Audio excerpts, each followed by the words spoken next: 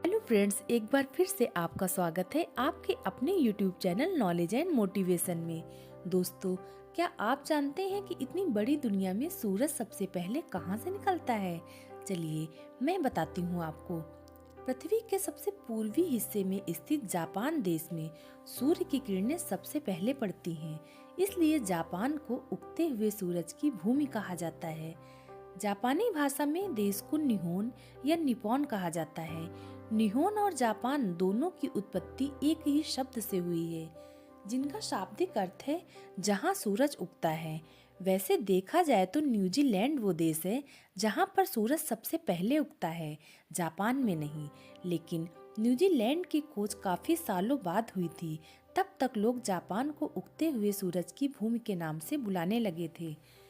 इतावली व्यापारी और यात्री मार्को पोलो ने 13वीं शताब्दी में पश्चिमी दुनिया को जापान से परिचित करवाया था।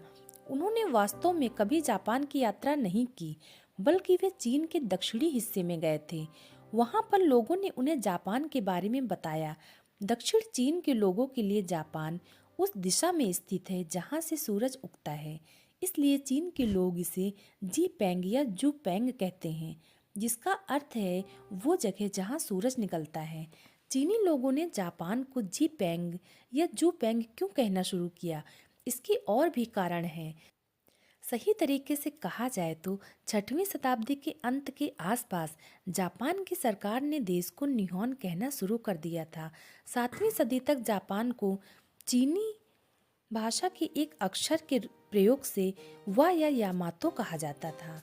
जब जापानी सरकार ने 7वीं शताब्दी की शुरुआत के आसपास चीनी सरकार को एक स्वायत्त संदेश भेजा था, तब इसने उगते सूरज का देश जैसे शब्द का इस्तेमाल किया था। जापानी सरकार ने 8वीं शताब्दी में देश का नाम यामातो से बदलकर निहोन रख दिया था। दिलचस्प बात यह है कि देश का नाम रखते समय जापानियों ने चीनी सरकार को ध्यान में रखा था, क्योंकि वो चीन को अपनी प्रतिष्ठा दिखाना चाहते थे। क्योंकि जापान वहाँ स्थित है जहाँ से चीनी लोगों के लिए सूर्य उगता है, न कि जापानियों के लिए। इसी वजह से जापान को हिंदी और दुनिया की कई दूसरी भाषाओं में उगते हुए सूर्य का देश कहा जाता है। आपको यह भी बता दूं कि जापान के राष्ट्रीय झंडे को उगते हुए सूरज का झंडा कहते हैं। 7वीं शताब्दी की शुरुआत में पहली बार बीच में सूरज वाले जापानी झंडे का इस्तेमाल किया गया था। दोस्तों, यह है उगते हुए सूर्य के देश के बारे में जानकारी।